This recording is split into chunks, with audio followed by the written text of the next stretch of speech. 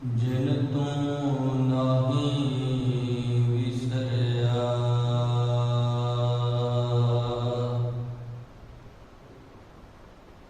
प्रणवत नानक तिन की स्मरना।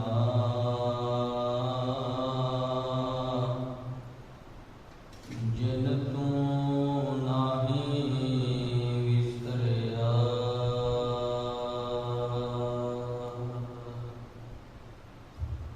वाहिगुरु साहिब हास पीर मोरो हमज फीलतान के आज़ निवाज अस्त गाफल शिकन। हास पीर मोरो हमज फीलतान के आज़ निवाज अस्त गाफल शिकन। परम सम्मानयोग जुगो जुग अटल चवर छतर तख्त दे मालक गुरता गदी उपर सुभाईमान सतगुरु धन साहिब श्री गुरु ग्रंथ साहिब जी महाराज तिन्हां दी पावन पवित्र और निगी गोद अंदर हाजरियां भरे गुरु प्यारे सतसंगी जनों, मालक परमात्मा जी ने अपार कृपा रहमत की है, अपार बख्शिश की है, जो सत संगत दियां मुल्क घड़ियां दे नाल सानू निवाजिया है। आओ जितने शरीर जुड़ मिल बैठे हाँ, करिए रचना पवित्र, कोई भी रचना वांझी न रहे, सारे रल मिल आखो जी वाहिगुरू जी का खालसा वाहिगुरू जी की फतेह। सतगुरु धन साहिब श्री गुरु गोबिंद सिंह साहिब जी महाराज जिन्हां दे पावन वचनां दे विचार आपां कर रहे हाँ।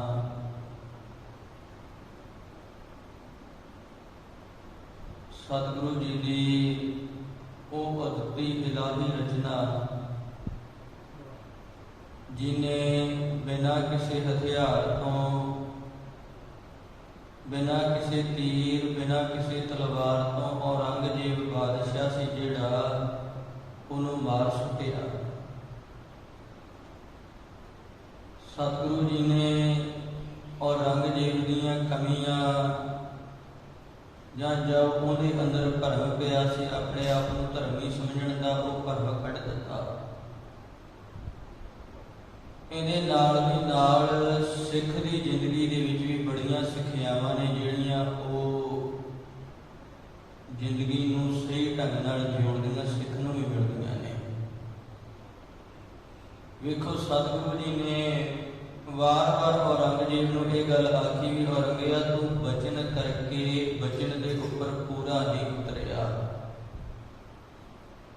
ਜ਼ੁਬਾਨ ਤੋਂ ਜੋ ਬੋਲਿਆ ਹੈ ਉਹ ਜ਼ੁਬਾਨ ਦੇ ਉੱਪਰ ਤੂੰ ਖੜਿਆ ਨਹੀਂ, ਪੂਰਾ ਨਹੀਂ ਰਿਹਾ। ਤੇ ਇਹ ਗੱਲ ਇਕੱਲੀ ਔਰੰਗਜ਼ੇਬ ਲਈ ਨਹੀਂ, ਜੇ ਕੋਈ ਸਿੱਖ ਵੀ ਇਹਨਾਂ ਕਿਸੇ ਦੇ ਨਾਲ ਝੂਠਾ ਵਾਅਦਾ ਕਰੇ ਜਾਂ ਕਸਮ ਖਾਏ ਧਰਮ ਦੀ, ਜਿਵੇਂ ਆਮ ਹੀ ਲੋਕਾਂ ਦਾ ਸੁਭਾਅ ਹੁੰਦਾ, ਕੋਈ ਗੱਲ ਹੋਵੇ ਤੇ ਕਹਿਣਗੇ ਚਲੋ ਜੀ ਗੁਰੂ ਘਰ ਜਾ ਕੇ ਚੜ੍ਹਦੇ ਹਾਂ, ਗੁਰਦੁਆਰੇ ਜਾ ਕੇ ਗੱਲ ਕਰਾਂਗੇ। ਤੇ ਸਤਿਗੁਰੂ ਜੀ ਨੇ ਸਮਝਾਇਆ ਕਿ ਸਿੱਖਾ ਝੂਠੇ ਨੇ ਤੇ ਕਸਮ ਖਾਣੀ ਹੋਈ ਆਪਣੇ ਆਪ ਨੂੰ ਸੱਚਾ ਸਾਬਤ ਕਰਨ ਦੇ ਲਈ। ਉਹ ਝੂਠਾ ਹੈ, ਇਸ ਕਰਕੇ ਉਹਨੂੰ ਉਹਦੇ ਗੁਨਾਹ ਦੀ ਸਜ਼ਾ ਤੇ ਮਿਲਣੀ ਹੈ। ਤੂੰ ਸੱਚਾ ਹੋਵੇ, ਸੱਚਾ ਹੋ ਕੇ ਵੀ ਜੇ ਗੁਰੂ ਦੀ ਕਸਮ ਖਾਵੇਂ, ਸੱਚਾ ਹੁੰਦਿਆਂ ਹੋਇਆਂ ਵੀ ਕਸਮ ਦੇ ਉੱਪਰ ਭਰੋਸਾ ਕਰ ਲਵੇ, ਯਕੀਨ ਕਰ ਲਵੇ, ਤੇ ਸਿੱਖਾ ਤੇਰਾ ਉਹ ਸੱਚਾ ਹੋਣਾ ਵੀ ਕਿਸੇ ਲਿਖੇ ਦੇ ਵਿੱਚ ਨਹੀਂ। ਤੂੰ ਜੇ ਸੱਚੀ ਕਸਮ ਵੀ ਖਾਧੀ ਹੈ, ਤੂੰ ਤਾਂ ਵੀ ਸੱਚੀ ਕਸਮ ਖਾਣ ਤੋਂ ਬਾਅਦ ਵੀ ਸਜ਼ਾ ਦਾ ਹੱਕਦਾਰ ਹੈ, ਜੇ ਸੱਚੀ ਕਸਮ ਵੀ ਖਾਧੀ ਹੈ।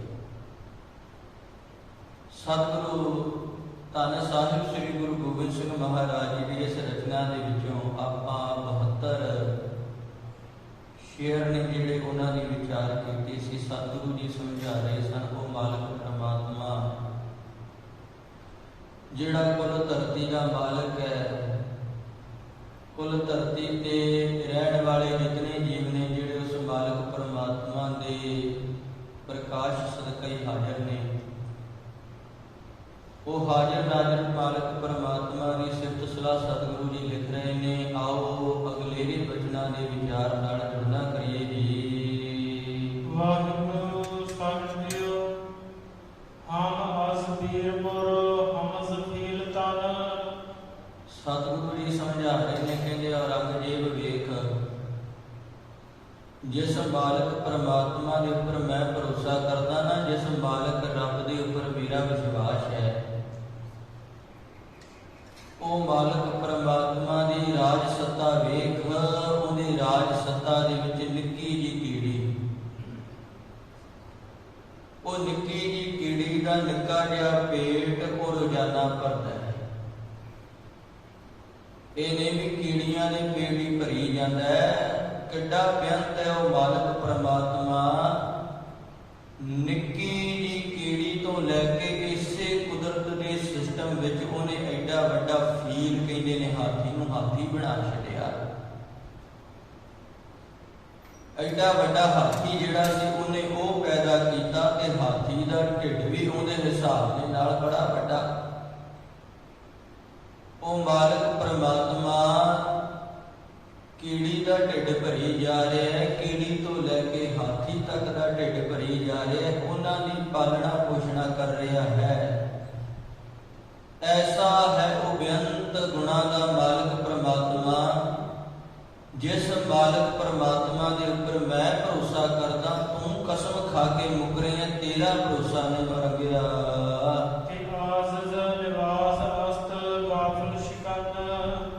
ਵੇਖ, ਉਹ ਮਾਲਕ ਪਰਮਾਤਮਾ ਹੈ ਜਿਹੜਾ ਗਰੀਬ ਨਵਾਜ ਹੈ।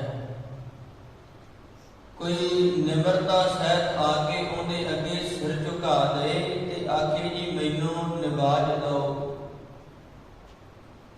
ਮੇਰੀ ਪਾਲਣਾ ਪੋਸ਼ਣਾ ਕਰ ਲਓ। ਉਹ ਮਾਲਕ ਪਰਮਾਤਮਾ ਜਿਹੜਾ ਗਰੀਬਾਂ ਦੀ ਮਦਦ ਕਰਨ ਵਾਲੇ, ਗਰੀਬਾਂ ਦਾ ਮਦਦਗਾਰ ਹੈ, ਵਡਿਆਈ ਦਿਵਾ ਦਿੰਦਾ ਆਪਣੇ ਸੇਵਕਾਂ ਨੂੰ। ਜਿਹਨੂੰ ਕੋਈ ਨਾ ਜਾਣਦਾ ਹੋਵੇ, ਜਿੱਦਣ ਗੁਰੂ ਦੀ ਕਿਰਪਾ ਹੋ ਜਾਏ, ਚਾਰਾਂ ਦਿਸ਼ਾਵਾਂ ਦੇ ਵਿੱਚ ਉਹਦਾ ਜਸ ਹੋ ਜਾਂਦਾ ਹੈ। ਜਿਸ ਨੀਚ ਕੋ ਕੋਈ ਨਾ ਜਾਣੇ, ਨਾਮ ਜਪਤ ਉਹ ਚਹੁ ਕੁੰਡ ਮਾਨੈ। ਆਪਣੇ ਸੇਵਕਾਂ ਨੂੰ ਵਡਿਆਈ ਦੇਣ ਵਾਲਾ ਹੈ। ਔਰੰਗਜ਼ੇਬ ਉਹ ਮਾਲਕ ਪਰਮਾਤਮਾ ਸਾਡੀ ਪਿੱਠ ਤੇ ਖੜਾ ਹੈ, ਉਹਦੇ ਤੇ ਭਰੋਸਾ ਹੈ ਸਾਡਾ ਕਿ ਉਹ ਬੇਨਿਆਜ਼ਸਤ ਉਹ ਬੇਸੁਪਾਸ। ਉਹ ਮਾਲਕ ਪਰਮਾਤਮਾ ਜਿਹਦੇ ਉੱਪਰ ਸਤਿਗੁਰੂ ਜੀ ਕਹਿੰਦੇ ਮੈਂ ਭਰੋਸਾ ਕਰਦਾ ਹਾਂ। ਸੁਣ ਉਹ ਮਾਲਕ ਪਰਮਾਤਮਾ ਦੇ ਗੁਣ। ਕਿ ਉਹ ਰਾਜ ਇਸ ਮਸਤ ਆਜ਼ਦ ਨਿਵਾਸ। ਉਹ ਮਾਲਕ ਪਰਮਾਤਮਾ ਆਜਿਜ਼ ਤੋਂ ਭਾਵ ਗਰੀਬ, ਗਰੀਬਾਂ ਨੂੰ ਨਵਾਜਣ ਵਾਲਾ ਹੈ ਜੀ। ਉਹ ਬੇਨਿਆਜ਼। ਤੇ ਇਹ ਨਹੀਂ ਵੀ ਜਦੋਂ ਆਪਣੇ ਸੇਵਕਾਂ ਦੀ ਪਾਲਣਾ ਕਰਦਾ ਤੇ ਧੱਕਾ ਕਰ ਜਾਂਦਾ। ਸਿਫਾਰਿਸ਼ ਨਹੀਂ ਚੱਲਦੀ ਉਹ ਮਾਲਕ ਪਰਮਾਤਮਾ ਦੇ ਘਰ ਵਿੱਚ।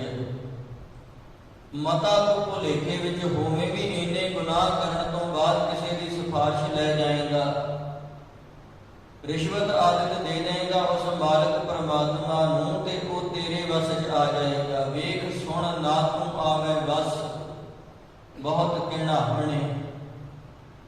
ਉਹ ਮਾਲਕ ਪਰਮਾਤਮਾ ਹੈ ਜਿਹੜਾ ਬੰਦਾ ਤਰਲੇ ਮਿੰਨਤਾਂ ਕਰਦਾ ਰਹੇ, ਬਸ 'ਚ ਨਹੀਂ ਆਉਂਦਾ। ਨਾ ਤੂੰ ਆਵੇਂ ਬਸ ਵੇਦ ਪੜਾਵਣੇ। ਔਰ ਗਿਆ ਵੇਖੇ ਤੇ ਕੋਈ ਵੇਦਾਂ ਸ਼ਸਤਰਾਂ ਦਾ ਅਧਿਐਨ ਕਰ ਲਏ ਨਾ ਪੜ੍ਹ ਲਏ, ਇਹਨਾਂ ਨੂੰ ਪੜ੍ਹਨ ਤੋਂ ਬਾਅਦ ਵੀ ਉਹ ਮਾਲਕ ਪਰਮਾਤਮਾ ਵਸ 'ਚ ਨਹੀਂ ਆਉਂਦਾ। ਨਾ ਤੂੰ ਆਵੇਂ ਬਸ ਤੀਰਥ ਨਹਾਈਐ, ਨਾ ਤੂੰ ਆਵੇਂ ਬਸ ਧਰਤੀ ਧਾਈਐ। ਸਾਰੀ ਧਰਤੀ ਦਾ ਚੱਕਰ ਕਟਿਆ, ਸਾਰੇ ਤੀਰਥ ਇਸ਼ਨਾਨ ਨੇ ਜਿਹੜੇ ਉਹ ਕਰ ਲੈ, ਕੋਈ ਛੱਡੀ ਨਾ। ਜਿਵੇਂ ਤੂੰ ਵੀ ਹਜ ਯਾਤਰਾ ਤੇ ਜਾਂਦਾ ਹੈ,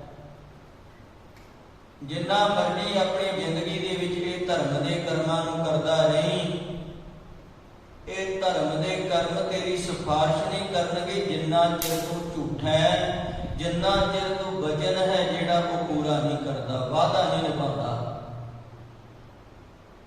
ਉਹਨਾਂ ਚਿਰ ਤੂੰ ਝੂਠਾ ਹੈ। ਔਰੰਗਜ਼ੇਬ, ਉਹ ਮਾਲਕ ਪਰਮਾਤਮਾ ਦੇ ਘਰ ਦੇ ਵਿੱਚ ਸਿਫਾਰਿਸ਼ ਨਹੀਂ ਚੱਲਦੀ, ਉਹਦੇ ਘਰ ਦੇ ਵਿੱਚ ਕਿਸੇ ਪ੍ਰਕਾਰ ਦਾ ਕੋਈ ਫਰਕ ਨਹੀਂ ਕੀਤਾ ਜਾਂਦਾ ਅਮੀਰ ਗਰੀਬ ਦੇ ਨਾਲ। ਜੇ ਇਦਾਂ ਹੁੰਦਾ ਨਾ ਔਰੰਗਜ਼ੇਬ, ਤੇਰੇ ਵਰਗਿਆਂ ਨੇ ਤੇ ਰੱਬ ਨੂੰ ਮੁੱਲ ਲੈ ਲੈਣਾ ਸੀ। ਗੁਨਾਹ ਕਰਦੇ ਫਿਰ ਆਪਣਾ ਗੁਨਾਹ ਬਖਸ਼ਾ ਲੈਂਦੇ, ਰੱਬ ਨੂੰ ਆਪਣੇ ਅਧੀਨ ਕਰ ਲੈਂਦੇ ਜੇ ਪੈਸੇ ਨਾਲ ਬਸ ਚਾਹੁੰਦਾ ਹੁੰਦਾ। ਉਹ ਮਾਲਕ ਪਰਮਾਤਮਾ ਜਿਹੜਾ ਗਰੀਬਾਂ ਨੂੰ ਨਿਵਾਜਣ ਵਾਲਾ ਹੈ, ਕਿਸੇ ਦੀ ਸਿਫਾਰਿਸ਼ ਨਹੀਂ ਸੁਣਦਾ, ਕਿਸੇ ਪ੍ਰਕਾਰ ਦੀ ਰਿਸ਼ਵਤ ਨਹੀਂ ਲੈਂਦਾ। ਉਹ ਕਿ ਉਹ ਬੇਨਬੂਨਸਤ ਵਾ ਉਹ ਬੇਚਗੂ। ਵੇਖ, ਉਹ ਮਾਲਕ ਪਰਮਾਤਮਾ ਦਾ ਕੋਈ ਰੰਗ ਨਹੀਂ, ਉਹ ਮਾਲਕ ਪਰਮਾਤਮਾ ਦਾ ਕੋਈ ਚਿੰਨ੍ਹ ਨਹੀਂ, ਉਹਨੇ ਕੋਈ ਖਾਸ ਨਿਸ਼ਾਨੀ ਨਹੀਂ ਰੱਖੀ ਆਪਣੀ, ਕੋਈ ਖਾਸ ਸਰੂਪ ਨਹੀਂ ਬਣਾਇਆ ਉਹਨੇ। ਕੁੱਲ ਸੰਸਾਰ ਦੇ ਵਿੱਚ ਜਿੱਥੋਂ ਤੱਕ ਪਸਾਰੇ ਨੂੰ ਬੰਦਾ ਸਮਝ ਸਕੇ ਉੱਥੋਂ ਤੱਕ ਮਾਲਕ ਪਰਮਾਤਮਾ ਹੀ ਹੈ। ਸਤਿਗੁਰੂ ਜੀ ਸਮਝਾ ਰਹੇ ਨੇ ਉਹਦਾ ਰੰਗ ਕਿੱਦਾਂ ਦਾ ਹੈ, ਰੰਗ ਨਹੀਂ ਦੱਸਿਆ ਜਾ ਸਕਦਾ, ਰੰਗ ਤੋਂ ਰਹਿਤ ਹੈ, ਚਿੰਨ੍ਹ ਤੋਂ ਰਹਿਤ ਹੈ ਉਹ ਮਾਲਕ ਪਰਮਾਤਮਾ। ਉਹ ਰਹਿਨਮਾਸਤ ਉਹ ਰਹਿਨਮੋ। ਉਹ ਮਾਲਕ ਪਰਮਾਤਮਾ ਰਸਤਾ ਦਿਖਾਉਣ ਵਾਲਾ ਹੈ ਆਪਣੇ ਭਗਤਾਂ ਨੂੰ। ਤੇ ਕਮਾਲ ਦੀ ਗੱਲ, ਜਿਹੜਾ ਰਸਤਾ ਉਹ ਮਾਲਕ ਪਰਮਾਤਮਾ ਦਿਖਾ ਰਿਹਾ, ਉਹ ਰਸਤਾ ਵੀ ਉਹ ਆਪ ਹੀ ਹੈ। ਜਿਸ ਰਸਤੇ ਦੇ ਉੱਪਰ ਆਪਣੇ ਭਗਤ ਜਨਾਂ ਨੂੰ ਤੋਰ ਰਿਹਾ ਹੈ, ਉਹ ਰਸਤਾ ਵੀ ਉਹ ਆਪ ਹੀ ਹੈ। ਤੇ ਬਰਸਰ ਤੁਰਾ ਫਰਜ਼ ਕਸਮੇ ਕੁਰਾਨ। ਔਰੰਗਜ਼ੇਬ, ਐਸੇ ਮਾਲਕ ਪਰਮਾਤਮਾ ਦੇ ਘਰ ਦੇ ਵਿੱਚ ਲਿਖਾ ਹੋਣਾ ਹੈ, ਐਸੇ ਮਾਲਕ ਪਰਮਾਤਮਾ ਦੀ ਦਰਗਾਹ ਦੇ ਵਿੱਚ ਜਾ ਕੇ ਲਿਖਾ ਦੇਣਾ ਹੈ। ਵੇਖ, ਤੇਰੇ ਸਿਰ ਦੇ ਉੱਪਰ ਇੱਕ ਭਾਰ ਹੈ, ਜੋ ਤੂੰ ਆਪਣੇ ਧਰਮ ਗ੍ਰੰਥ ਦੀਆਂ ਆਇਤਾਂ ਦੀ ਕਸਮ ਖਾਧੀ ਹੈ, ਉਹ ਕਸਮ ਖਾ ਕੇ ਮੁੱਕਰ ਗਿਆ। ਤੇਰੇ ਸਿਰ ਤੇ ਭਾਰ ਹੈ, ਤੇਰੇ ਸਿਰ ਦੇ ਉੱਪਰ ਵਜਨ ਹੈ, ਪਾਪਾਂ ਦੀ ਪੰਡ ਹੈ, ਜਿਹੜੀ ਤੂੰ ਇਹ ਕੁਰਾਨ ਦੀ ਕਸਮ ਖਾਧੀ ਹੈ ਤੇ ਇਹ ਖਾ ਕੇ ਜਿਹੜਾ ਵਚਨ ਕੀਤਾ ਸੀ ਉਹ ਵਚਨ ਪੂਰਾ ਨਹੀਂ ਕੀਤਾ। ਤੂੰ ਲਿਖਿਆ ਸੀ ਆਪਣੀ ਲਿਖਤ ਦੇ ਵਿੱਚ ਵੀ ਅਨੰਦਪੁਰ ਛੱਡ ਦਿਓ, ਦੀਨੇ ਕਾਂਗੜ ਵੱਲ ਆ ਜਾਓ, ਇਸ ਧਰਤੀ ਤੇ ਆ ਕੇ ਤੁਹਾਨੂੰ ਮਿਲਾਂਗਾ। ਸਤਿਗੁਰੂ ਜੀ ਕਹਿੰਦੇ ਪਰ ਤੂੰ ਨਹੀਂ ਆਇਆ, ਉਲਟਾ ਤੂੰ ਆਪਣੀ ਸੈਨਾ ਦੇ ਉੱਤੇ ਕਾਬੂ ਨਹੀਂ ਰੱਖ ਸਕਿਆ। ਤੇਰੀ ਸੈਨਾ ਨੇ ਵਾਅਦੇ ਤੋੜ ਕੇ ਹਮਲੇ ਕੀਤੇ, ਬਚਨ ਭੁਲਾ ਕੇ ਹਮਲੇ ਕੀਤੇ। ਔਰੰਗਜ਼ੇਬ, ਤੇਰੇ ਸਿਰ ਦੇ ਉੱਪਰ ਇਹ ਜਿਹੜਾ ਭਾਰ ਹੈ ਜੀ, ਬਹੁਤੇ ਸ਼ਮਾਕਾਰ ਖੂਬੀ ਰਸਾਨ। ਸਤਿਗੁਰੂ ਜੀ ਕਹਿੰਦੇ ਵੀ ਭਾਈ ਜਿਹੜਾ ਇਹ ਭਾਰ ਹੈ ਨਾ ਤੇਰੇ ਸਿਰ ਦੇ ਉੱਪਰ, ਉਹ ਮਾਲਕ ਪਰਮਾਤਮਾ ਜਿਹੜਾ ਸ਼ਰਨ ਪਿਆ ਨੂੰ ਰਸਤਾ ਦਿਖਾਉਂਦਾ ਹੈ। ਜੋ ਤੂੰ ਵਚਨ ਕੀਤਾ ਹੈ ਉਹ ਵਚਨ ਨੂੰ ਸੁਣਨਾ ਕਰ। ਸਤਿਗੁਰੂ ਜੀ ਸਮਝਾ ਰਹੇ ਨੇ, ਕਹਿੰਦੇ ਹੁਣ ਤੇਰੀ ਵਡਿਆਈ ਇਸੇ ਗੱਲ ਵਿੱਚ ਹੈ, ਤੇਰੀ ਖੂਬੀ ਇਸ ਗੱਲ ਦੇ ਵਿੱਚ ਹੈ ਵੀ ਤੂੰ ਸਾਰੇ ਦੇ ਸਾਰੇ ਜਿਹੜੇ ਕੰਮ ਨੇ ਉਹ ਛੱਡ ਤੇ ਪਹਿਲਾਂ ਜੋ ਇਹ ਵਚਨ ਤੂੰ ਕੀਤਾ ਸੀ ਉਹ ਵਚਨ ਨੂੰ ਪੂਰਾ ਕਰਨਾ ਕਰ। ਰਿਵਾਇਤ ਦਾਨਿਸ਼ ਪ੍ਰਸਤੀ ਤੁਨੀ। ਸਤਿਗੁਰੂ ਜੀ ਸਮਝਾ ਰਹੇ ਨੇ, ਕਹਿੰਦੇ ਔਰੰਗਜ਼ੇਬ ਜੇ ਸਿਆਣੀ ਮਤ ਦਾ ਹੋਵੇ ਨਾ, ਆਪਣੇ ਆਪ ਨੂੰ ਸਿਆਣਾ ਸਮਝਦਾ, ਸਮਝਦਾਰ ਕਹਿੰਦੇ, ਜੇ ਸਮਝਦਾਰਾਂ ਵਾਲੀ ਮਤ ਦਾਨਿਸ਼ ਬਣਦਾ, ਸਿਆਣਾ ਹੈ ਤੂੰ, ਕਹਿੰਦੇ ਫਿਰ ਆਹ ਕਾਰਜ ਹੈ ਜਿਹੜਾ ਇਹ ਕਰਨਾ ਕਰ। ਇਸ ਕਾਰਜ ਨੂੰ ਕਰਨ ਤੋਂ ਬਾਅਦ ਮੰਨਿਆ ਜਾਏਗਾ ਵੀ ਤੂੰ ਬੜਾ ਸਿਆਣਾ ਸਮਝਦਾਰ ਹੈ।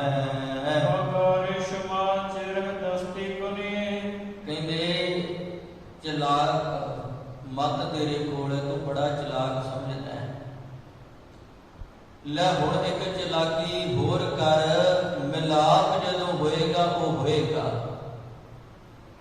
ਜਿਹੜਾ ਆ ਖਤ ਲਿਖ ਕੇ ਮੈਂ ਤੈਨੂੰ ਭੇਜ ਰਿਹਾ, ਆਪਣੇ ਹੱਥਾਂ ਦੀ ਚਲਾਕੀ ਨੂੰ ਵਰਤ, ਆਪਣੇ ਹੱਥਾਂ ਨੂੰ ਚਲਾ। ਇਹਨਾਂ ਹੱਥਾਂ ਦੇ ਨਾਲ ਇਸ ਖਤ ਦਾ ਜਵਾਬ ਲਿਖੀ। ਜੋ ਇਹ ਗੱਲਾਂ ਮੈਂ ਤੈਨੂੰ ਆਖੀਆਂ ਨੇ, ਇਹਨਾਂ ਗੱਲਾਂ ਦੇ ਪ੍ਰਥਾਏ ਤੂੰ ਕੀ ਸੋਚਦਾ, ਤੇਰਾ ਪੁਆਇੰਟ ਆਫ ਵਿਊ ਕੀ ਹੈ, ਤੇਰਾ ਨਜ਼ਰੀਆ ਕੀ ਹੈ। ਇਹ ਗੱਲਾਂ ਲਿਖ ਕੇ ਇਹਨਾਂ ਦਾ ਜਵਾਬ ਹੈ ਜਿਹੜਾ ਭੇਜੀ, ਸਭ ਤੋਂ ਉੱਤਮ ਇਹ ਕਾਰਜ ਹੋਏਗਾ। ਜੇ ਸਿਆਣਾ ਹੈ ਤਾਂ, ਜੇ ਆਪਣੇ ਆਪ ਨੂੰ ਦਾਨਾ ਸਮਝਦਾ ਹੈ ਵੀ ਮੈਂ ਬੜਾ ਸਿਆਣਾ ਸਮਝਦਾਰ ਹਾਂ, ਜਿਹਾ ਸ਼ੁੱਧ ਕਿ ਚੋਂ ਬਚਗਾ ਕੁਸ਼ਤਹਚਾਰ। ਕਹਿੰਦੇ ਰੰਗਿਆ ਤੂੰ ਸੋਚੇ ਵੀ ਹੁਣ ਤੁਹਾਨੂੰ ਜਵਾਬ ਕੀ ਦੇਣਾ, ਕਿਹੜੀ ਗੱਲ ਦਾ ਜਵਾਬ ਦਵਾਂ ਮੈਂ ਭਾਰਤ ਦਾ ਬਾਦਸ਼ਾਹ, ਮੇਰੇ ਕੋਲੇ ਰਾਜ ਤਖਤ, ਮੈਂ ਕਿਉਂ ਜਵਾਬ ਦਵਾਂ। ਮੈਂ ਤੁਹਾਡੇ ਪੁੱਤਰ, ਤੁਹਾਡਾ ਪਰਿਵਾਰ ਜਿਹੜਾ ਹੈ ਉਹ ਮਾਰ ਸੁੱਟਿਆ ਹੈ। ਤੁਹਾਡੇ ਬੱਚੇ ਜਿਹੜੇ ਸਨ ਉਹ ਜੰਗ ਦੇ ਮੈਦਾਨ 'ਚ ਸ਼ਹੀਦ ਹੋ ਗਏ। 2 ਬੱਚੇ ਨੇ ਜਿਹੜੇ ਉਹ ਨੀਹਾਂ ਵਿੱਚ ਚਿਣੇ ਗਏ। ਹੁਣ ਵੀ ਜਵਾਬ ਮੰਗਦੇ ਹੋ ਮੇਰੇ ਤੋਂ, ਕਾਹਦਾ ਜਵਾਬ ਦਿਆਂ। ਤੇ ਸਤਿਗੁਰੂ ਜੀ ਕਹਿੰਦੇ ਔਰ ਅਗਿਆ ਭੁਲੇਖੇ 'ਚ ਨਾ ਰਹੀ, ਕਿਤੇ ਇਹ ਭਰਮ ਨਾ ਪਾਲ ਲਈ ਵਿਚਾਰ ਮੇਰੇ ਬੱਚੇ ਮਰ ਗਏ ਤੇ ਗੁਰੂ ਗੋਬਿੰਦ ਸਿੰਘ ਮਹਾਰਾਜ ਆਪਣੇ ਰਸਤੇ ਤੋਂ ਥੜਕ ਜਾਓ। ਗੁਰੂ ਗੋਬਿੰਦ ਸਿੰਘ ਦਾ ਰਸਤਾ ਹੈ ਜਿਹੜਾ ਉਹ ਬਦਲ ਜਾਏਗਾ। ਕਹਿੰਦੇ ਨਾ, ਕੀ ਹੋਇਆ ਜੇ ਮੇਰੇ ਬੱਚਿਆਂ ਨੂੰ ਤੂੰ ਕੋ ਕੇ ਮਾਰ ਸੁੱਟਿਆ, ਫਿਰ ਕੀ ਹੋਇਆ ਜੇ ਤੇਰੇ ਜਿਹੜੇ ਅਹਿਲਕਾਰ ਨਵਾਬ ਵਜ਼ੀਰ ਆਦਿਕ ਨੇ, ਉਹਨਾਂ ਨੇ ਮੇਰੇ ਬੱਚਿਆਂ ਨੂੰ ਸਜ਼ਾਵਾਂ ਦਿੱਤੀਆਂ, ਸਜ਼ਾ ਦੇ ਕੇ ਉਹਨਾਂ ਨੇ ਨੀਹਾਂ ਦੇ ਵਿੱਚ ਚਿਣ ਸੁੱਟਿਆ, ਕੀ ਹੋਇਆ, ਖੋ ਦਿੱਤੇ। ਔਰੰਗਜ਼ੇਬ ਵੇਖ, ਮੇਰੇ ਬੱਚਿਆਂ ਦੀ ਕੁਰਬਾਨੀ ਤੋਂ ਬਾਅਦ, ਬਲੀਦਾਨ ਤੋਂ ਬਾਅਦ ਮੈਂ ਉਹਨਾਂ ਦੇ ਉੱਪਰ ਮਾਣ ਤੇ ਮਹਿਸੂਸ ਕਰਦਾ, ਪਰ ਮੇਰੇ ਅੰਦਰ ਕੋਈ ਹਾਰਨ ਵਾਲੀ ਗੱਲ ਨਹੀਂ ਆਈ, ਡੋਲਣ ਵਾਲੀ ਗੱਲ ਨਹੀਂ ਆਈ। ਧੰਨ ਗੁਰੂ ਗੋਬਿੰਦ ਸਿੰਘ ਸਾਹਿਬ ਜੀ ਮਹਾਰਾਜ ਜਿਸ ਸਮੇਂ ਰਾਏਕੋਟ ਦੀ ਧਰਤੀ ਦੇ ਉੱਪਰ ਰੁਕੇ ਨੇ ਨਾ ਆ ਕੇ, ਸਤਿਗੁਰੂ ਜੀ ਨੇ ਜਿਹੜਾ ਰਾਏ ਕਲੇ ਦਾ ਨੌਕਰ ਸੀ ਨੂਰਾ, ਉਹਨੂੰ ਭੇਜਿਆ ਸੀ ਖਬਰ ਲੈਣ ਦੇ ਲਈ ਸਰਹੰਦ। ਜਾਣੀ ਜਾਣ ਪਾਤਸ਼ਾਹ ਜੀ ਜਾਣਦੇ ਸਨ ਵੀ ਜਿਹੜੇ ਸਾਹਿਬਜ਼ਾਦੇ ਨੇ, ਜਿਹੜੇ ਵਿਛੜੇ ਨੇ, ਉਹਨਾਂ ਦੇ ਨਾਲ ਕੀ ਹੋਇਆ ਹੈ। ਪਰ ਫਿਰ ਵੀ ਸਤਿਗੁਰੂ ਧੰਨ ਸਾਹਿਬ ਸ੍ਰੀ ਗੁਰੂ ਗੋਬਿੰਦ ਸਿੰਘ ਮਹਾਰਾਜ ਜੀ ਨੇ ਖਬਰ ਲੈਣ ਦੇ ਲਈ ਭੇਜਿਆ। ਜਦੋਂ ਉਹ ਖਬਰ ਲੈ ਕੇ ਆਇਆ ਨਾ,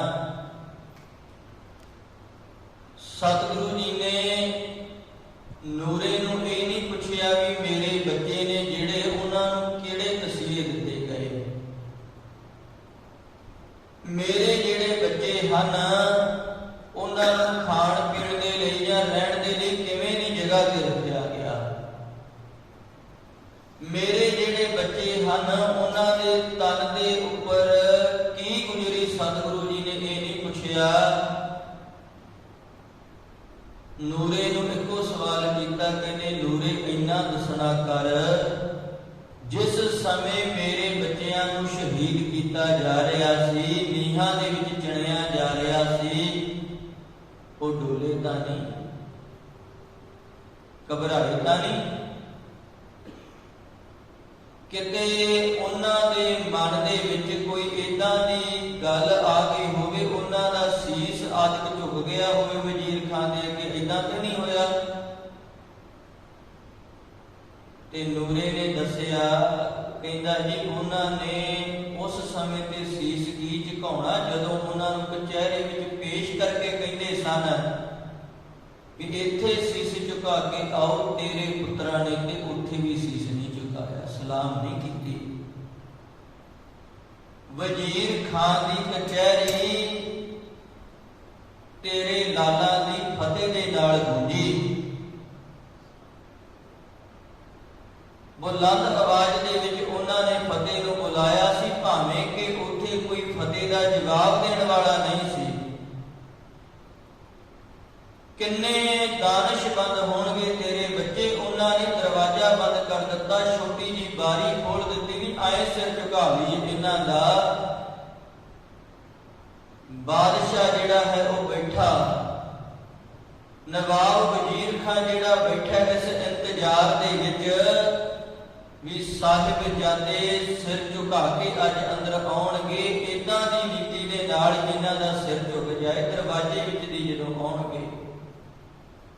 ਬਾਰੀ ਖੁੱਲੀ, ਅੰਦਰ ਉਤਸ਼ਾਹ ਹੈ ਵੀ ਅੱਜ ਗੁਰੂ ਗੋਬਿੰਦ ਸਿੰਘ ਮਹਾਰਾਜ ਜੀ ਦੇ ਪੁੱਤਰਾਂ ਦਾ ਸੀਸ ਝੁਕ ਜਾਏਗਾ। ਪਰ ਕਮਾਲ ਦੀ ਗੱਲ, ਜਿਹੜਾ ਬਾਦਸ਼ਾਹ ਸਾਹਿਬਜ਼ਾਦਿਆਂ ਦਾ ਝੁਕਿਆ ਸੀਸ ਦੇਖਣਾ ਚਾਹੁੰਦਾ ਸੀ, ਉਹਦੇ ਮੱਥੇ ਸਾਹਿਬਜ਼ਾਦਿਆਂ ਦੀ ਜੁੱਤੀ ਲੱਗੀ। ਨਹੀਂ ਡੁੱਲੇ, ਨਹੀਂ ਝੁਕੇ, ਸਾਰਾ ਜ਼ੋਰ ਸਾਰਾ ਯਤਨ ਲਾ ਲਿਆ, ਪਰ ਤੇਰੇ ਬੱਚਿਆਂ ਦੇ ਉੱਪਰ ਕੋਈ ਅਸਰ ਨਹੀਂ ਹੋਇਆ। ਉਹ ਨਹੀਂ ਡੁੱਲੇ, ਸਿਦਕ ਵਿੱਚ ਪ੍ਰਪੱਕ ਰਹੇ ਨੇ। ਧੰਨ ਗੁਰੂ ਗੋਬਿੰਦ ਸਿੰਘ ਮਹਾਰਾਜ ਜੀ ਨੇ ਸ਼ੁਕਰਾਨਾ ਕੀਤਾ ਅਕਾਲ ਪੁਰਖ ਮਾਲਕ ਪਰਮਾਤਮਾ ਦਾ। ਤੇਰੀ ਅਮਾਨਤ ਸੀ, ਤੇਰੇ ਪਾਸ ਪਹੁੰਚ ਗਈ। ਵੱਡੇ ਸਾਹਿਬਜ਼ਾਦੇ ਜਿਸ ਸਮੇਂ ਸ਼ਹੀਦ ਹੋਏ ਨਾ, ਜਿਵੇਂ ਆਪਾਂ ਪਹਿਲਾਂ ਵੀ ਜ਼ਿਕਰ ਕਰ ਰਹੇ ਸੀ,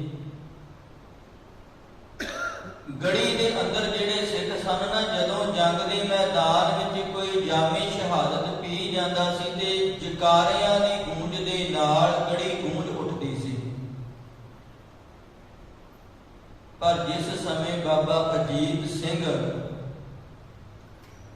ਜੰਗ ਦੇ ਮੈਦਾਨ ਦੇ ਵਿੱਚ ਜਾਮੇ ਸ਼ਹਾਦਤ ਪੀ ਕੇ ਡਿੱਗਿਆ ਨਾ, ਗੜੀ ਦੇ ਵਿੱਚ ਸ਼ਾਂਤੀ ਛਾ ਗਈ, ਚੁੱਪ ਛਾ ਗਈ। ਧੰਨ ਗੁਰੂ ਗੋਬਿੰਦ ਸਿੰਘ ਮਹਾਰਾਜ ਜੀ ਨੇ ਸਿੱਖਾਂ ਦੇ ਚਿਹਰੇ ਵੱਲ ਦੇਖਿਆ ਤੇ ਸਿੱਖਾਂ ਵਿੱਚੋਂ ਹੁਣ ਕਿਸੇ ਨੇ ਵੀ ਜਕਾਰਾ ਨਹੀਂ ਛੱਡਿਆ।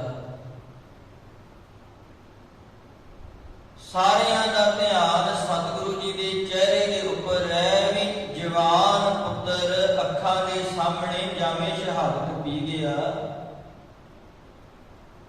ਸਤਿਗੁਰੂ ਜੀ ਦੇ ਚਿਹਰੇ ਦਾ ਨੂਰ, ਸਤਿਗੁਰੂ ਜੀ ਦੇ ਚਿਹਰੇ ਦੀ ਰੰਗਤ ਕੀ ਹੈ, ਸਾਰੇ ਸਿੱਖ ਵੇਖ ਰਹੇ ਨੇ, ਕੋਈ ਨਹੀਂ ਬੋਲਿਆ। ਧੰਨ ਗੁਰੂ ਗੋਬਿੰਦ ਸਿੰਘ ਮਹਾਰਾਜ ਜੀ ਨੇ ਆਪ ਕੜਕਦੀ ਆਵਾਜ਼ ਦੇ ਵਿੱਚ ਜਕਾਰਾ ਛੱਡਿਆ ਤੇ ਕਮਾਲ ਦੀ ਗੱਲ, ਕਿਸੇ ਨੇ ਜਵਾਬ ਵੀ ਨਹੀਂ ਦਿੱਤਾ।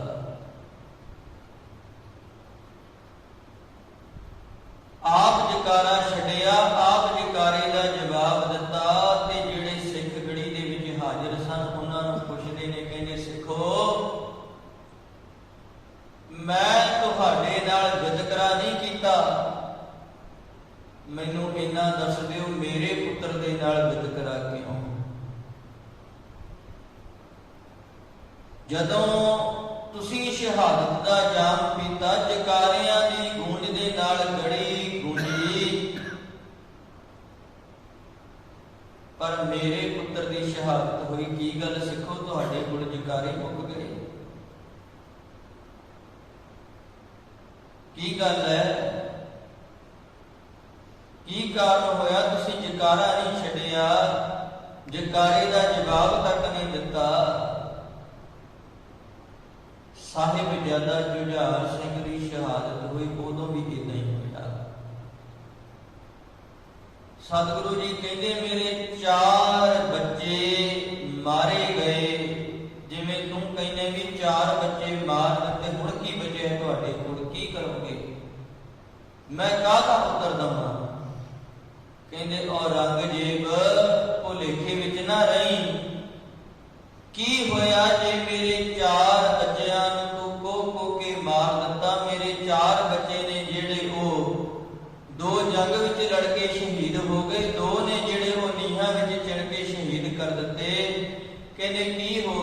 ਭਾਈ। ਤੇ ਬਾਕੀ ਬਿਮਾਦਸਤ ਪੇਚਿਤ ਮਾਰ। ਕਹਿੰਦੇ ਪਰ ਇੱਕ ਗੱਲ ਯਾਦ ਰੱਖੀ, ਪੇਚਦਾਰ ਪੇਚੀਦਾ।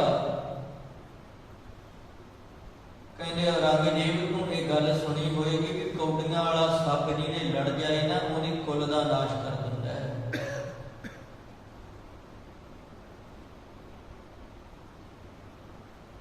ਬਾਕੀ ਕੋਈ ਸੱਪ ਲੜ ਜਾਏ, ਕਿਸੇ ਵੈਦ ਦੀ ਦਵਾਈ ਕਾਟ ਕੱਢ ਜਾਂਦੀ ਹੈ, ਬਚਾਅ ਹੋ ਸਕਦਾ ਹੈ। ਪਰ ਔਰੰਗਜ਼ੇਬ ਕੌਡੀਆਂ ਵਾਲਾ ਨਾਗ ਕਿਸੇ ਦੇ ਲੜ ਜਾਏ ਨਾ ਤੇ ਉਹਦਾ ਬਚਾਅ ਕੋਈ ਨਹੀਂ। ਮੇਰੇ 4 ਪੁੱਤਰ ਮਾਰੇ ਗਏ, ਕੋਈ ਗੱਲ ਨਹੀਂ, ਪਰ ਇੱਕ ਗੱਲ ਦਾ ਖਿਆਲ ਰੱਖੀ, ਹਲੇ ਖਾਲਸਾ ਪੰਥ ਜਿਉਂਦਾ ਹੈ। ਪੇਚਦਾਰ ਖਾਲਸਾ ਜਿਉਂਦਾ ਹੈ।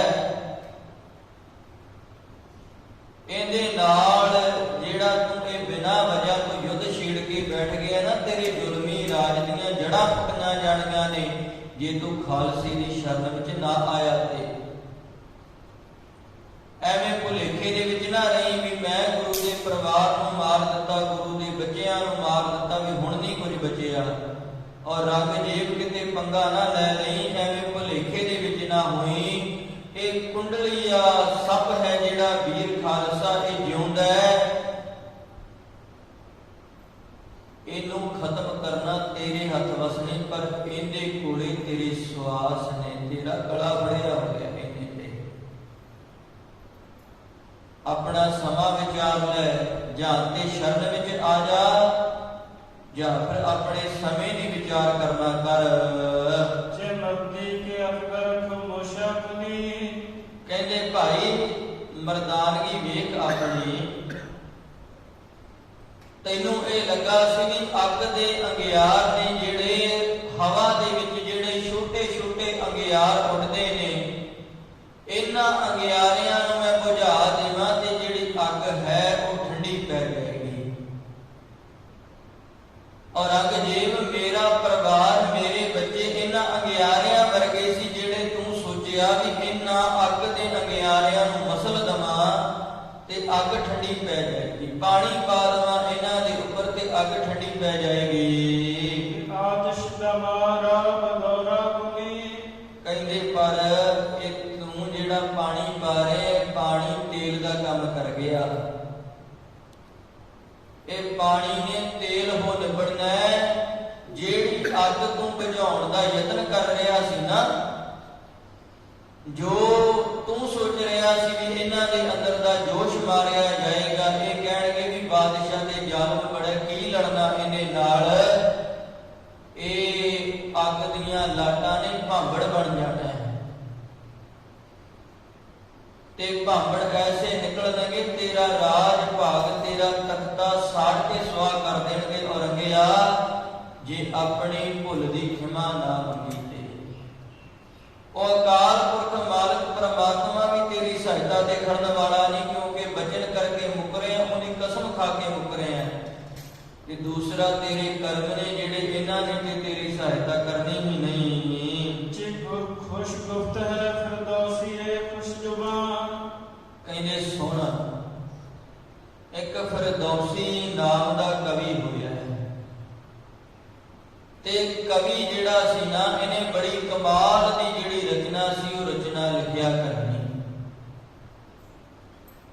ਤੇ ਉਸ ਸਮੇਂ ਦਾ ਜਿਹੜਾ ਬਾਦਸ਼ਾਹ ਸੀ ਨਾ ਮਹਿਮੂਦ ਗਜਨਵੀ, ਉਹਨੇ ਜਦੋਂ ਇਹਨੇ ਲਿਖੀ ਕਵਿਤਾ ਨੂੰ ਸੁਣਿਆ ਤੇ ਉਹ ਕਹਿੰਦਾ ਏਦਾਂ ਕਰ, ਮੇਰੇ ਰਾਜ ਪ੍ਰਬੰਧ ਬਾਰੇ, ਮੇਰੇ ਦੇਸ਼ ਬਾਰੇ ਜਿਹੜੀ ਇਹ ਕਵਿਤਾ ਲਿਖਣੀ ਕਰ। ਕਵਿਤਾ ਦੇ ਜਿੰਨੇ ਸ਼ੇਰ ਲਿਖੇਗਾ, ਇੱਕ ਸ਼ੇਰ ਦੀ ਇੱਕ ਸੋਨੇ ਦੀ ਮੋਹਰ ਹੈ ਜਿਹੜੀ ਤੈਨੂੰ ਦਿੱਤੀ ਜਾਏਗੀ। ਇੱਕ ਸ਼ੇਰ ਦੀ ਇੱਕ ਮੋਹਰ ਤੇ ਉਹ ਕਵੀ ਲਿਖਣ ਲੱਗਾ। ਲਿਖਦਿਆਂ ਉਹਨੇ 1 ਲੱਖ ਜਿਹੜੇ ਬੈਤ ਸੀ, 1 ਲੱਖ ਜਿਹੜੇ ਸ਼ੇਰ ਸੀ ਉਹ ਲਿਖ ਦਿੱਤੇ ਤੇ ਆਪਣੇ ਇਸ ਸ਼ਾਹਕਾਰ ਰਚਨਾ ਨੂੰ ਲੈ ਕੇ ਉਹਦਾ ਨਾਮ ਹੈ ਸ਼ਾਹਨਾਮਾ। ਉਹ ਸ਼ਾਹਨਾਮਾ ਲਿਖਤ ਨੂੰ ਲੈ ਕੇ ਜਦੋਂ ਉਹ ਪਹੁੰਚਿਆ ਬਾਦਸ਼ਾਹ ਦੇ ਦਰਬਾਰ ਦੇ ਵਿੱਚ, ਤੇ ਬਾਦਸ਼ਾਹ ਨੇ ਹੁਣ ਸੋਚਿਆ, ਕਹਿੰਦਾ ਵੀ 1 ਲੱਖ ਮੋਹਰ ਦੇਣੀ, ਉਹ ਵੀ ਸੋਨੇ ਦੀ। ਇਹ ਤੇ ਖਜ਼ਾਨਾ ਖਾਲੀ ਕਰਨ ਵਰਗੀ ਹਾਲਤ ਹੈ, ਆਪਣਾ ਖਜ਼ਾਨਾ ਆਪ ਲੁਟਾ ਦੇਣਾ।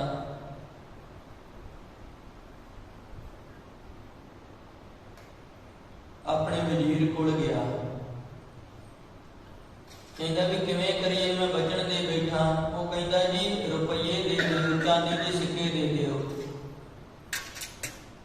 ਚਾਂਦੀ ਦੇ ਸਿੱਕਿਆਂ ਦੇ ਨਾਲ ਜਿਹੜਾ ਫਿਰਦੌਸੀ ਕਵੀ ਹੈ ਇਹਨੂੰ ਖੁਸ਼ ਕਰ ਦਿਓ, ਫਿਰਦੌਸੀ ਨੂੰ ਉਹ ਚਾਂਦੀ ਦੇ ਸਿੱਕੇ ਦੇ ਦਿਓ, ਇਹ ਵੀ ਮੋਹਰਾਂ ਹੀ ਨੇ।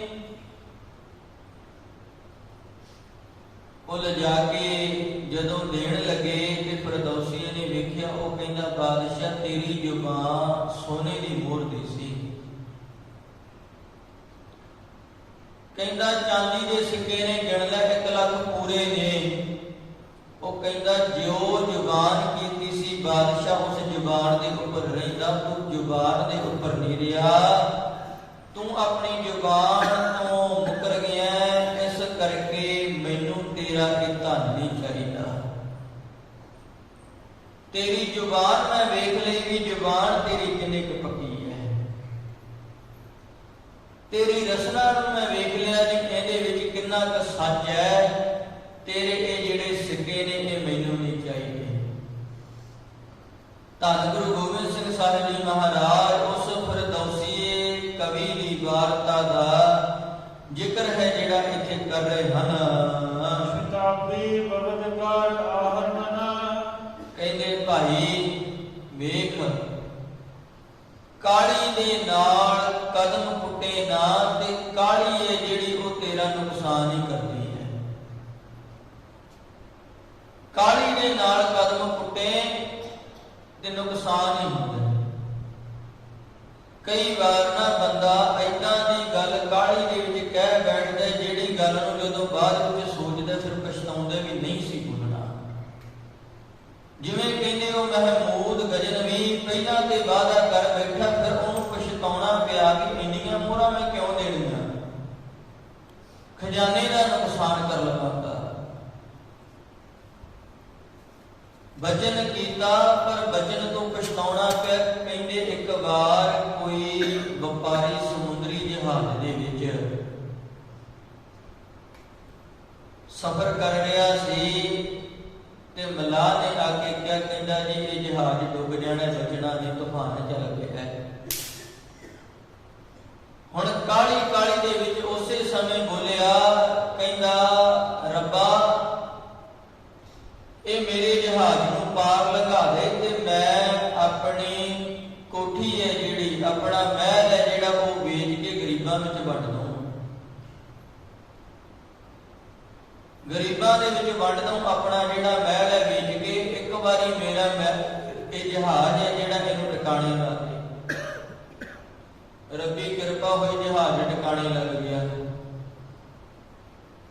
ਹੁਣ ਪਛਤਾਉਂਦਾ, ਕਹਿੰਦਾ ਕਾਹਲੀ ਕਰ ਲਈ, ਹਵਾ ਤੇ ਥਾਮੀ ਜਾਣੀ ਸੀ, ਜਹਾਜ਼ ਟਿਕਾਣੇ ਲੱਗ ਹੀ ਜਾਣਾ ਸੀ। ਹੁਣ ਜਿਹੜਾ ਮੈਂ ਇੰਨੇ ਲੋਕਾਂ ਦੇ ਸਾਹਮਣੇ ਕਹਿ ਦਿੱਤਾ ਵੀ ਆਪਣਾ ਮਹਿਲ ਵੇਚ ਕੇ ਗਰੀਬਾਂ ਚ ਵੰਡ, ਹੁਣ ਕਰਾਂ ਕੀ? ਮੇਰਾ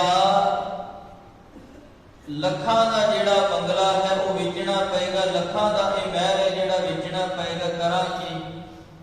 ਕਾਲੀ ਦੇ ਨਾਲ ਜਿਹੜਾ ਬੰਦਾ ਫੈਸਲਾ ਲੈਂਦੇ ਪਛਤਾਉਣਾ ਪੈਂਦਾ, ਜਾਂ ਫਿਰ ਚਲਾਕੀਆਂ ਕਰਦਾ, ਢੰਡੋਰਾ ਪਿੱਟਣ ਵਾਲੇ ਨੂੰ ਗਵਾ ਲਏ।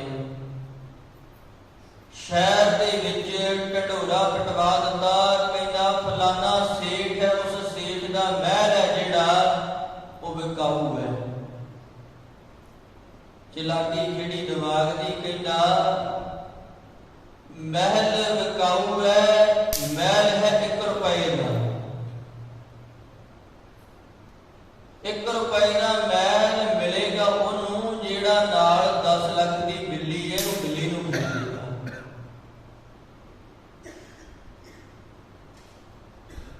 ਜਿਹੜਾ ਵੀ ਕੋਈ ਵੇਖਣ ਆਇਆ ਉਹਨਾਂ ਨੇ ਹੈਰਾਨ ਹੋ ਕੇ ਪੁੱਛਣਾ ਵੀ 1 ਰੁਪਏ ਦੀ ਬਿੱਲੀ ਹੋਏਗੀ 10 ਲੱਖ ਦਾ ਮਹਿਲ ਹੋਏਗਾ? ਕਹਿੰਦੇ ਨਹੀਂ, ਉਹਨੇ ਏਦਾਂ ਹੀ ਕਿਹਾ ਵੀ 1 ਰੁਪਏ ਦੇ ਮਹਿਲ ਦੀ ਕੀਮਤ ਹੈ ਤੇ 10 ਲੱਖ ਦੀ ਬਿੱਲੀ ਹੈ।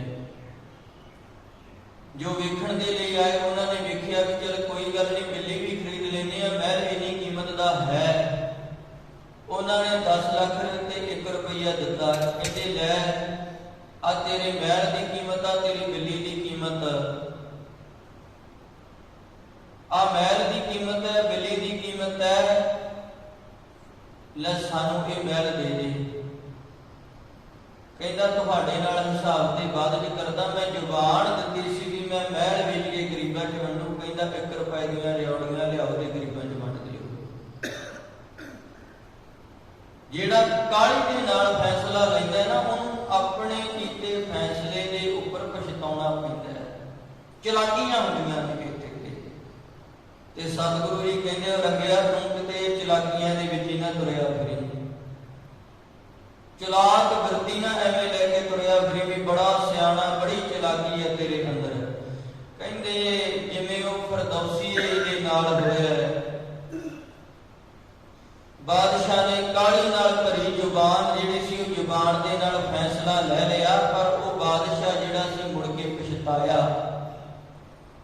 ਔਰ ਔਰੰਗਜ਼ੇਬ ਤੂੰ ਵੀ ਕਾਹਲੀ ਦੇ ਨਾਲ ਫੈਸਲਾ ਲੈ ਕੇ ਬੈਠ ਗਏ ਹੋ, ਕਾਹਲੀ ਦੇ ਨਾਲ ਵੀ ਹੋਰ ਕੋਈ ਢੰਗ ਨਹੀਂ ਮਿਲਿਆ, ਫਟਾਫਟ ਲਿਖ ਕੇ ਭੇਜ ਦਿੱਤਾ ਜੀ ਮੈਂ ਕਸਮ ਖਾਨਾ ਇਹ ਮੇਰੇ ਆਖੇ ਲੱਗ ਜਾਓ, ਇਹ ਜਿਹੜਾ ਅਨੰਦਪੁਰ ਦਾ ਕਿਲਾ ਹੈ ਇਹਨੂੰ ਛੱਡ ਦਿਓ, ਏਦਾਂ ਕਰਾਂਗਾ। ਪਰ ਸਤਿਗੁਰੂ ਜੀ ਕਹਿੰਦੇ ਉਹ ਕਾਹਲੀ ਵਾਲੇ ਫੈਸਲੇ ਨਾਲ ਅੱਜ ਨਹੀਂ ਤੇ ਕੱਲ ਤੈਨੂੰ ਪਛਤਾਉਣਾ ਹੀ ਪਏਗਾ। ਕਿ ਮਹਾਬਾਰਗ ਹੈ ਹਜ਼ਰਤ ਆਯਮ ਸ਼ੁਮਾਰ। ਕਹਿੰਦੇ ਭਾਈ ਇੱਕ ਗੱਲ ਚੇਤੇ ਰੱਖੀ, ਉਹ ਪਰਮਾਤਮਾ ਜਿਹੜਾ ਉਸ ਦਰਗਾਹ ਦੇ ਵਿੱਚੋਂ ਸੱਚਾ ਹੁਕਮ ਕਰਦਾ ਹੈ, ਉਸੇ ਮਾਲਕ ਪਰਮਾਤਮਾ ਦੇ ਹੁਕਮ ਦੇ ਅਧੀਨ ਅਸੀਂ ਇਸ ਸੰਸਾਰ ਤੇ ਆਏ ਹਾਂ।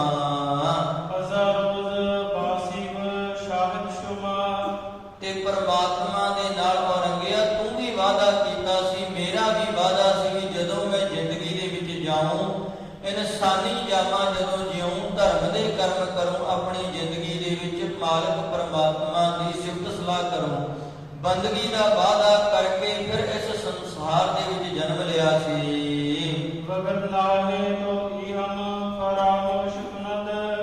ਵੇਖ ਪਰਮਾਤਮਾ ਨੇ ਤੈਨੂੰ ਇਹ ਕਿਹਾ ਸੀ, ਜੇ ਤੂੰ ਵਾਅਦਾ ਜਿਹੜਾ ਹੈ ਇਹ ਕਰਕੇ ਆਇਆ ਸੀ ਨਾ, ਉੱਥੇ ਵੀ ਬੰਦਗੀ ਹੈ ਜਿਹੜੀ ਇਹ ਦਾਤ ਮੈਨੂੰ ਦਿਓ ਜੀ, ਮੈਂ ਬੰਦਗੀ ਕਰਾਂਗਾ ਜਾ ਕੇ। ਤੇ ਮਾਲਕ ਪਰਮਾਤਮਾ ਨੇ ਇਹ ਵਾਅਦਾ ਤੇਰੇ ਤੋਂ ਲੈ ਕੇ ਤੈਨੂੰ ਇਸ ਸੰਸਾਰ ਤੇ ਭੇਜਿਆ ਸੀ। ਔਰੰਗਜ਼ੇਬ ਮੈਂ ਵੀ ਏਦਾਂ ਹੀ ਆਇਆ, ਪਰ ਵੇਖ ਤੂੰ ਅਹਿਸਾਨ ਫਰਾਮੋਸ਼ ਨਾ ਬਣ, ਉਹ ਵਾਅਦਾ ਭੁਲਾ ਨਾ। ਬੰਦਗੀ ਤੇ ਕੀ ਕਰਨੀ ਹੈ, ਤੂੰ ਤੇ ਉਸ ਮਾਲਕ ਪਰਮਾਤਮਾ ਦੇ ਨਾਮ ਦੀਆਂ ਝੂਠੀਆਂ ਕਸਮਾਂ ਖਾਈ ਜਾਂਦਾ ਹੈ। ਤੇਰਾ ਹਮ ਫਰਾਮੋਸ਼ ਜਿਸਦਾ ਕੁਨਦ। ਤੇ ਜੇ ਤੂੰ ਇਹ ਵਾਅਦਾ ਭੁਲਾਏਗਾ, ਰੱਬ ਵੀ ਤੈਨੂੰ ਭੁਲਾ ਦੇਗਾ। ਜੇ ਤੂੰ ਆਪਣੇ ਵਾਅਦੇ ਦੇ ਉੱਪਰ ਕਾਇਮ ਹੈ, ਫਿਰ ਉਹ ਮਾਲਕ ਪਰਮਾਤਮਾ ਵੀ ਤੇਰੇ ਉੱਪਰ ਮਿਹਰ ਦੀ ਕਿਰਪਾ ਰਹਿਮਤ ਕਰੇਗਾ। ਤੇਰੇ ਨਾਲ ਵਾਅਦਾ ਰਿਹਾ, ਉਹ ਮਾਲਕ ਪਰਮਾਤਮਾ ਤੇਰੇ ਅੰਦਰ ਦੇ ਜਿਹੜੇ ਵਿਕਾਰ ਆਦਿਕ ਨੇ ਉਹਨਾਂ ਨੂੰ ਮਾਰ ਕਰਕੇ ਤੈਨੂੰ ਪਵਿੱਤਰ ਜ਼ਿੰਦਗੀ ਬਖਸ਼ ਦੇਗਾ। ਕਹਿੰਦੇ ਇੱਕ ਗੱਲ ਸੁਣ ਲੈ ਔਰੰਗਜ਼ੇਬ, ਜੇ ਹੁਣ ਤੂੰ ਇਸ ਕੰਮ ਨੂੰ ਪੂਰਾ ਕਰਨਾ ਚਾਹੁੰਦਾ ਨਾ, ਹੁਣ ਹੀ ਹੈ ਜਿਹੜਾ ਕਬਰ ਕੱਸਾ ਉਹ ਕਰਨਾ ਕਰ।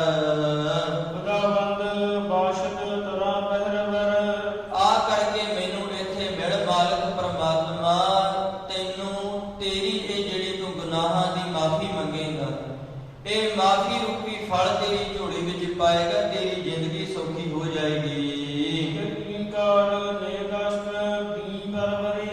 ਵੇਖ ਇਹ ਚੰਗੀ ਕਾਰ ਹੈ, ਜਿਹੜੀ ਚੰਗਾ ਕੰਮ ਹੈ, ਇਹ ਚੰਗੀ ਕਮਾਈ ਕਰਨਾ ਕਰ ਜ਼ਿੰਦਗੀ ਦੇ ਵਿੱਚ।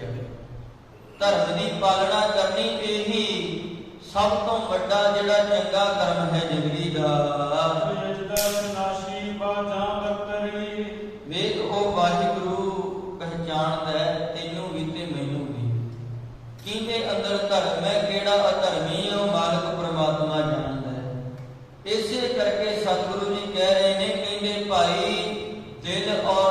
ਦਿਮਾਗ ਦੇ ਨਾਲ ਆਪਣੇ ਮਨ ਨੂੰ ਇਕਾਗਰ ਕਰਕੇ ਉਹ ਮਾਲਕ ਪਰਮਾਤਮਾ ਨੂੰ ਹਿਰਦੇ ਰੂਪੀ ਘਰ ਦੇ ਵਿੱਚ ਚੇਤਾ ਕਰਨਾ ਕਰ ਤੇ ਆਪਣਾ ਵਾਅਦਾ ਹੈ ਜਿਹੜਾ ਉਹ ਪੂਰਾ ਕਰ ਦੇ। ਰਾਮਨ ਨਾ ਦਾਨਮ ਕੇ ਇਸ ਦਾ ਸ਼ਨਾਸ਼।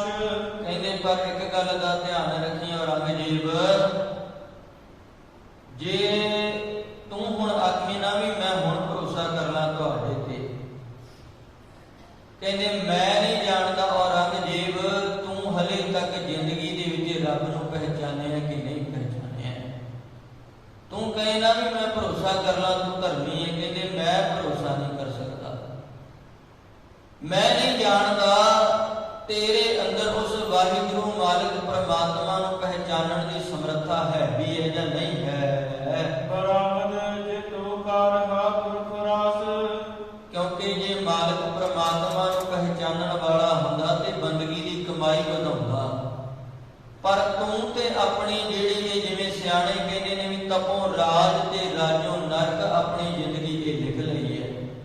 ਜਿਹੜਾ ਤੇਰਾ ਬੰਦਗੀ ਦਾ ਖਜ਼ਾਨਾ ਭਰਿਆ ਪਿਆ ਸੀ ਇਹ ਖਜ਼ਾਨਾ ਹੋ ਗਿਆ ਤੇਰਾ ਖਾਲੀ ਹੋ ਗਿਆ ਹੈ। ਨਾਸ਼ਦ ਹਮੀ ਤੋ ਨਾ ਯਸਦਾ ਕਰੀਮ।